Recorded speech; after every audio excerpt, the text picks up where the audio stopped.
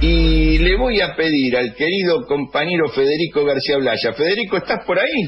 Buen día, Néstor, aquí estoy atento. Bueno, el año pasado con Federico García Blaya y el compañero con quien vamos a hablar ahora, hacíamos un programa que se llamaba Charlas con olor a tinta, los domingos a la mañana. Algunos se acordarán, también estuvimos los sábados. Y teníamos una música característica. ¿La tenés, Federico, por ahí? Acá tengo, interpretada por Rubén Juárez, acompañado por Carlos García. Vamos a escuchar a Para vos, Canilla y Mare.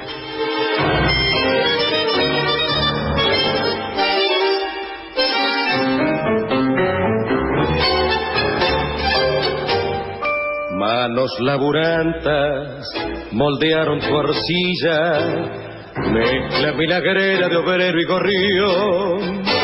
Quien nace diariero morirá canilla, cumpliendo en su vida la ley del pregón. Y le digo con gran emoción, me emociona escuchar esa letra de Rubén Juárez porque todos los domingos nos levantábamos y la poníamos y siempre nos da alegría hablar con un trabajador, nos da alegría hablar con un dirigente sindical, con un militante político. Pero nos da mucha alegría poder encontrarnos en estos momentos donde hay mucha confusión con el querido compañero Omar Plaini. ¿Qué dice Omar Plaini? ¿Cómo le va? Buenos días. Néstor, bueno, qué presentación, Ya me hace poner colorado y me da escalofrío, y aparte saludado a los hermanos Laya, tan queridos compañeros, a vos por esta perseverancia que tenés para que se escuchen muchas voces y otras voces, así que felicitarlos por el programa y bueno, gracias por la convocatoria y bueno, entre compañeros no nos agradecemos, al contrario, tratamos de empujar juntos todo lo que podemos, así que sí. Contento de estar un ratito con ustedes en la radio, muy contento. No, y nosotros también, siempre nos da mucha alegría, así cuando le decía a los chicos que estabas, todos se pusieron contentos. Omar, pero bueno, vamos a aprovechar el tiempo y todo lo que decimos lo sentimos, lo hacemos desde el afecto. También, así es, porque la militancia tiene afecto. Tengo dos temas grandes que vos podés desarrollar, porque este no es un programa de toma y daca, de preguntas y respuestas, pero digo, perdimos, creo que no hay que contarlo demasiado. Me gustaría escuchar tu reflexión primero sobre eso, ¿no? ¿Por qué perdimos en La Nación y en provincia de Buenos Aires y en muchas provincias? ¿Qué análisis tenés vos sobre eso? Bueno, creo que los análisis que se han escuchado por estas horas van todos en la misma dirección. En primer lugar, una pregunta que yo dejaría para tus queridos oyentes y para todos ustedes, porque con lo del domingo ha quedado en duda una realidad que nosotros siempre exponíamos. Y la pregunta sería, ¿el peronismo unido es imbatible? Si nos ajustamos a lo que sucedió el domingo, no. Con lo cual ya ese eslogan que usamos siempre, porque había sucedido que el peronismo, estando unido, era imbatible, ojalá que eso vuelva a recuperarse en noviembre, tenemos 2 meses por delante. Pero bueno, una primera cuestión era esa, porque fíjate que los adversarios, los enemigos siempre decían, hay que dividirlo al peronismo porque es la única manera que le podemos ganar. Bueno, ahora estamos, por lo menos, los grandes grupos y la mayoría peronista está unida en esta coalición del Frente de Todos, donde hay 16 expresiones políticas. Es una primera pregunta. Después, ¿por qué perdimos? Bueno, razones son múltiples, pero hay una que sigue, que nuestro gran creador Juan Perón evidentemente la puso arriba de la mesa y sigue teniendo vigencia como el primer día. O sea, la víscera más delgada es el bolsillo, decía el general. Y creo que esa es la principal de todas las claves, son varias, pero esa es la principal. La situación de los jubilados, la situación de los trabajadores activos que perdemos permanentemente frente a la inflación, el no control de los formadores de precios, la situación de pobreza, de indigencia, de falta de trabajo con recibo de sueldo. O sea, la informalidad debe ser una coyuntura, no de carácter permanente. Y allí, bueno, hay parte de esas razones, y después hay una que se habla poco, pero creo también para mí tiene mucha importancia y tiene centralidad. En esta coalición nuestra había una frase que había dicho un integrante de una de las agrupaciones más grandes que tiene por lo menos la provincia de Buenos Aires, él decía, tenemos que saber administrar las tensiones.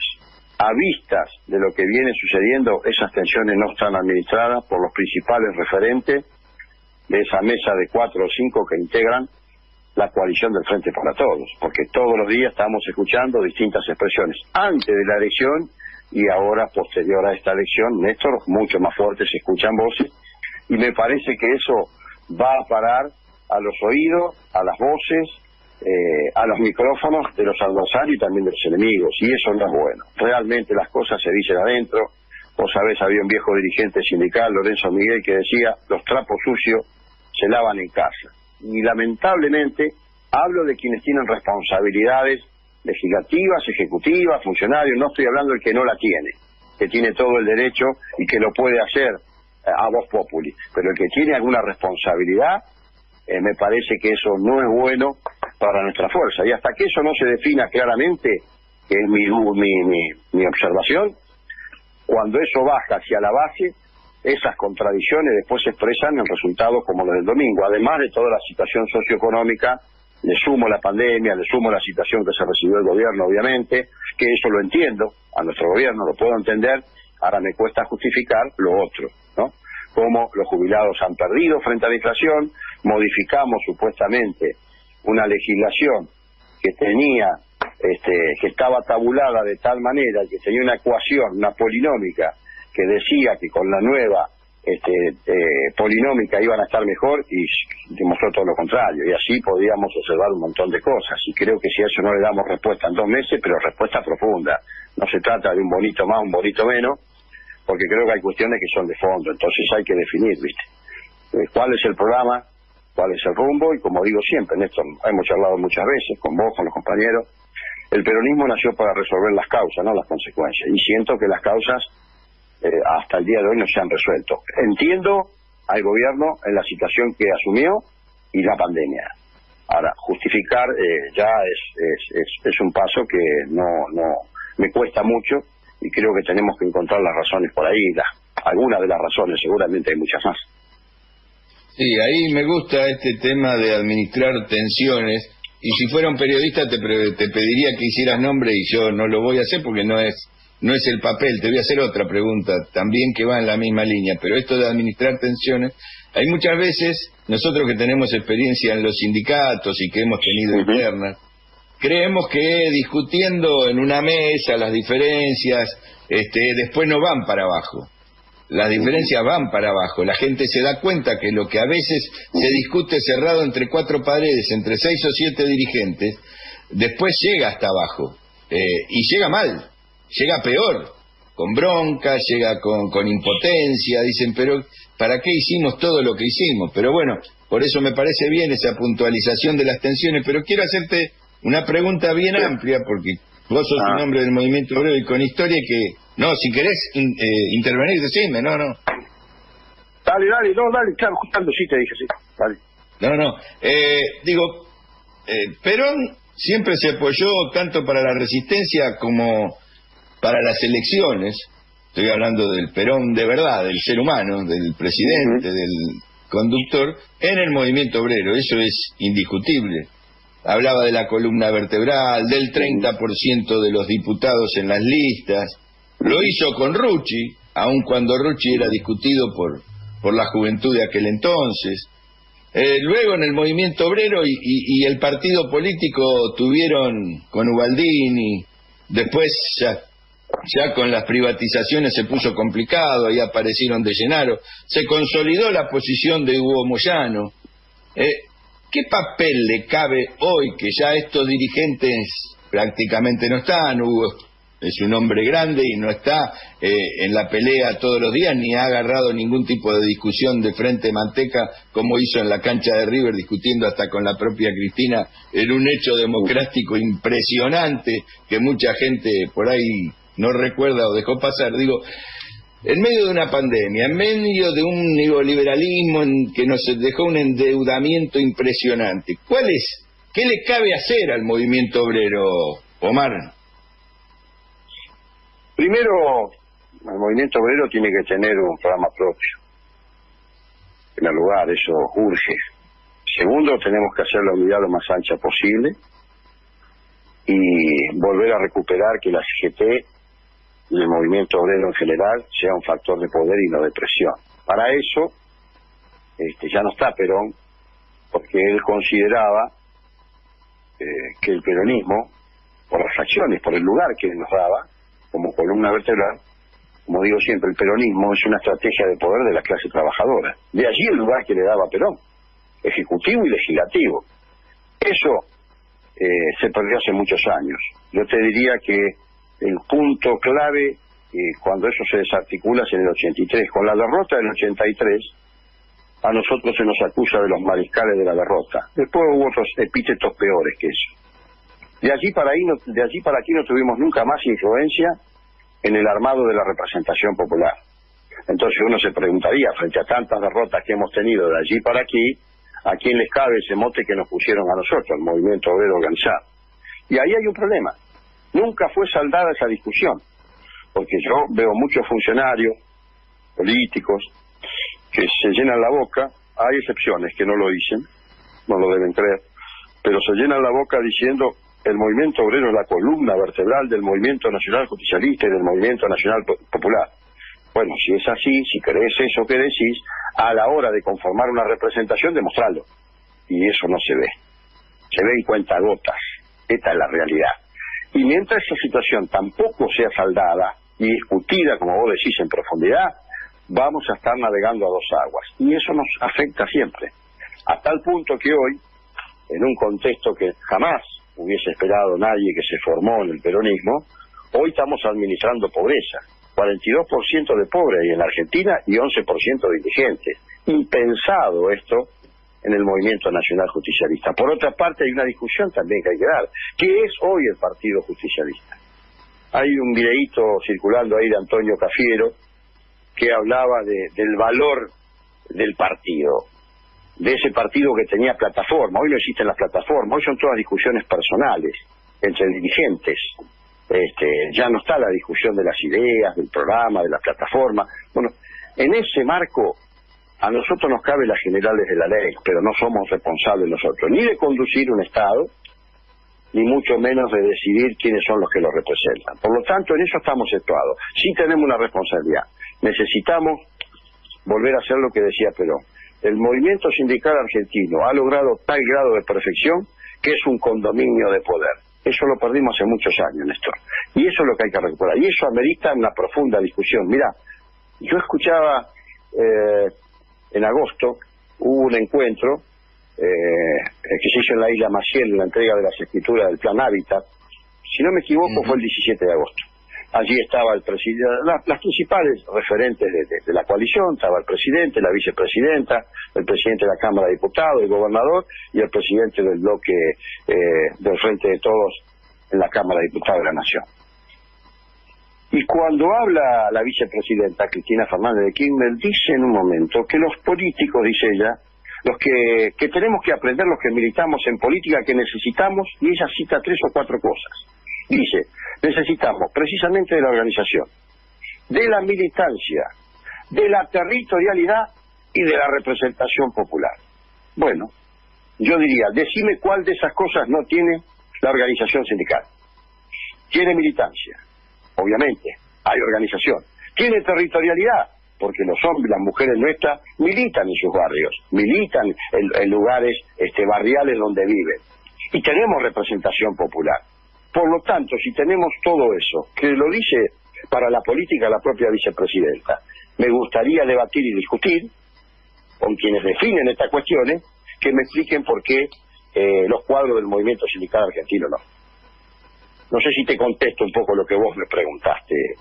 Más allá que no, está clarísimo, y mientras te escuchaba, Omar, recordaba muchas cosas que compartimos. Me acuerdo cuando hubo un congreso del Partido Justicialista en Ferrocarril Oeste.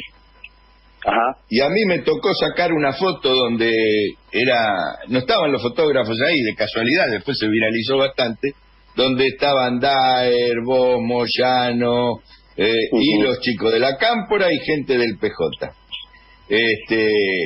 Y daba alegría eso, y todos buscaban esa foto, porque los que habían estado en la calle y mirá lo que voy a reivindicar, hasta el propio Daer, que estuvo en la calle, no siempre en la misma plaza o en la misma avenida o con el mismo formato que los demás, después no están para la discusión de la construcción del país. Y eso es muy, muy grave. Creo que está muy claro lo que vos decís, no hay que ponerle ningún subrayado, el que quiere entender, que lo entienda. Pero bueno, el desafío, y hay una pregunta que sí te tengo que hacer, es, ¿hay posibilidades de que se una esa unidad que vos planteás, ya no dentro del PJ, porque el PJ los ha dejado afuera, pero dentro de la CGT? ¿Hay una posibilidad de tener una CGT unida a pesar de las diferencias? Mira, somos muchos y muchas los que estamos trabajando para buscar esa unidad. ¿Te acordás la frase de Piñalelli con el justicialismo y la demás fuerza política? Él decía, la unidad hasta que duela. Recordarás que después se la apuntaron a Gioja, se la hicieron parte a Gioja porque Gioja se la tomó, como hacemos en la Argentina, somos grandes copiadores, se la tomó a Piñanelli y después los medios, obviamente, claro, era un sindicalista que la dijo, no le gustaba mucho, preferían a Gioja y el mal menor fue Gioja para la expresión de la unidad hasta que duela. Yo no sé si hasta que duela, no, quizá no es el término ideal, pero hay que lograr la unidad, sobre todo sobre la base de un programa, porque aún los dirigentes sindicales que puedan ser cuestionados, criticados, hay algo que no se les puede negar. Primera cuestión, que cada 4 años tienen que rendir explicaciones ante la masa de afiliados que representan. Segunda cuestión, no conozco organización sindical que no haya crecido en los últimos 50 años en mejoras para sus representados. Digamos, no puede las salariales porque la inflación siempre te gana, va por el ascensor, como decía el general, no es ya una responsabilidad nuestra. Pero no hay dirigente sindical que no haya logrado tener un camping, un hotel, formación profesional, calidad de salud, todas esas cosas de gestión todos los días. Cualquier organización sindical que tomes, la que más te guste, la que menos te gusta, la más combativa, la más acuerdista, como le quieran poner, los afiliados siempre tienen alguna mejora y algo que van a recibir. Así que, si esto es así, digo, tenemos que hacer ese esfuerzo enorme para buscar la unidad. Estamos trabajando para eso, no es fácil, porque también no es menos cierto, y me hago cargo de lo que digo, a todos los gobiernos, extraños, seguramente, y aún los propios, la división es más redituable que la unidad, porque cuando vos tenés unidad, vos te sentás en la mesa de poder porque te la da la fortaleza esa unidad y vos discutís también qué modelo de país querés. Entonces, cuando estás dividido, la opción que tiene cualquier gobierno es elegir quién sí, quién no. Esto es así, digamos. Por eso digo, acá hay que sacarse la hipocresía de lado, hay que dejar la hipocresía de lado y decir la verdad como corresponde. Estoy convencido que estamos haciendo un esfuerzo enorme desde el Frente Sindical. Mañana jueves tenemos un plenario donde está invitado el CEMUN, está invitado la Corriente Federal, seguramente van a estar los secretarios generales, es posible que esté para el cierre Hugo Moyano y Piñanelli, además de todos los secretarios generales que componemos estas 3 corrientes. Nosotros aspiramos tener una posición y discutir con el secretariado de la CGT para conformar esa unidad. Después, si es 1, son 2, son 3, lo veremos, pero es importante que se amplíe, basta del cupo porque la 25.674 se va a aplicar. Me parece que estamos en víspera y en la situación que está el país amerita que nosotros seamos, por lo menos, demos ese ejemplo, si vale la palabra ejemplo, porque de lo contrario sigue ganándole la informalidad. Mirá, y te termino con una cosita, este análisis. Hace no muchos días, unos 15 días atrás, en uno de estos portales, había una nota de una compañera que evidentemente integra la máxima conducción de la UTEP, y ella decía, mirá vos lo que es la desesperanza, yo lo tomo como desesperanza, no lo tomo como convicción. Ella decía, es mentira que algún día habrá trabajo formal para todos y todas. Pero aún más, decía algo que para mí es mucho más preocupante. Decía, la economía popular no es algo pasajero, llegó para quedarse. Yo pregunto, si no es con tecnología conveniente, si no es con trabajo recibo de sueldo, si no es con competitividad, ¿cómo haces con una economía alternativa para insertarte en el concierto de las grandes naciones? ¿Cómo haces para salir de la pobreza y la indigencia? ¿Puede ser coyuntural? Sí, claro, por supuesto, hay que atenderlo desde ya. Ahora, eso en forma permanente, desde mi visión, formado en el peronismo que nació para resolver las causas y no las consecuencias, la verdad, no solamente no lo comparto, sino que creo que vamos por el camino equivocado. No, y está bueno subrayarlo porque los países que van saliendo de las crisis o que intentan salir de la crisis, y países importantes que hoy son potencia como China, salen con trabajo, no de la informalidad, salieron del hambre a un costo muy fuerte, desde la revolución de Mao en adelante para acá, con trabajo, poniendo industria, y hoy tienen, la mayoría no está en la desocupación en China, para dar un ejemplo potente. O sea, esos son no digo que nos hagamos chinos, digo, los ejemplos son esos. No se puede vivir con el 50% de la sociedad en la informalidad, porque eso destruye cualquier tipo de sociedad y es funcional en todo caso a lo que quiere el Fondo Monetario, que diga, den subsidios, nosotros los ayudamos con eso, sí, pero no produzcan. Omar, te agradezco mucho tu paso por salir por arriba, siempre muy claro. Me parece que estas palabras hay que viralizarlas, como se dice ahora, hay que meterle sensatez al debate y convocarnos a ganar el 14 de noviembre, a tener una CGT unida y a seguir adelante uniendo la política con el movimiento obrero y, como decimos nosotros, con la comunicación también, que vos sos parte de esa tríada. Un abrazo grande, Omar. Gracias, Néstor. Sabes que pienso igual que ustedes, la comunicación es estratégica, sobre todo en las democracias modernas, y de eso el gobierno está flojo. Y lo otro es, si el eslogan de campaña nuestra hasta ahora ha sido la vida que queremos, si ese es el eslogan, bueno, la vida que queremos hace que sea necesario e inmediato acelerar la reactivación. Te mando un abrazo, saludo a todos los compañeros y las compañeras que hacen todos los días el programa. Muy bien, muchas gracias. Pasó Omar Plaini por salir por arriba en AM740 Radio Rebelde, y así como hablábamos con la compañera de La Boca y decíamos que nos reconfortan la voz de los luchadores y las luchadoras que están en el frente de batalla, porque la gente de salud, la gente de educación, los trabajadores, las trabajadoras de la salud, de la educación, en la pandemia están al frente de la batalla, y las compañeras que están en La Boca ahí peleando contra los desalojos, hacían números impresionantes de gente que está a punto de ser desalojada, y estar llevándole el plato de comida y todo lo demás es durísimo. Como también es duro que no se comprenda la importancia que tiene el movimiento obrero organizado. Pero vamos a seguir con ese tema que tiró Omar, que es parte de su vivencia y de su experiencia, también en la última media hora con Dina Feller, para ver cómo viven quienes ya tuvieron que soportar que el neoliberalismo le quitara casi todas las leyes protectivas a los trabajadores.